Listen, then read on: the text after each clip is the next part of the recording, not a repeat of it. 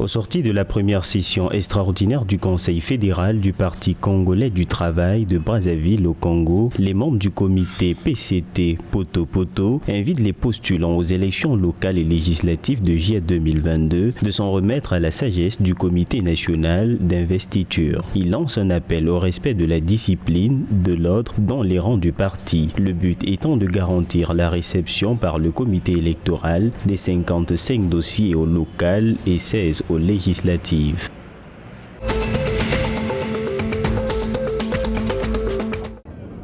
Au Tchad, 11 membres du Parti démocratique du peuple tchadien démissionnent. Cet acte fait suite au constat selon lequel le président du parti, Djimet Clément Bagaou, cumule les postes de secrétaire général, trésorier général, gestionnaire de toutes les ressources du parti. Une situation qui attriste les membres qui voient en ce parti une entreprise familiale et commerciale qui n'a pas pour objectif de contribuer à la bonne gouvernance du pays. Rappelons qu'aucune réaction n'a été enregistrée du côté du parti.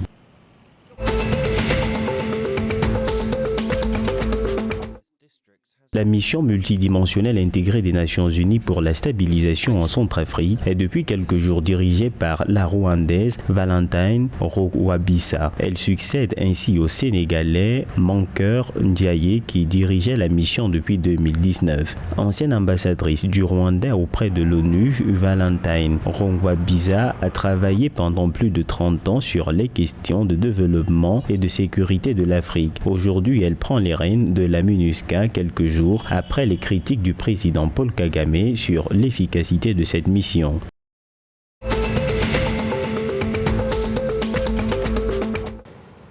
La Banque de développement des États de l'Afrique centrale s'est engagée à hauteur de 88,3 milliards de francs CFA pour la mise en œuvre d'un projet d'aménagement routier qui relie le Gabon et la Guinée équatoriale. Ce financement qui porte sur 111 km fait partie des 11 projets intégrateurs prioritaires du programme économique régional de la CEMAC. Son efficacité contribuera à réduire significativement le désenclavement de la sous-région.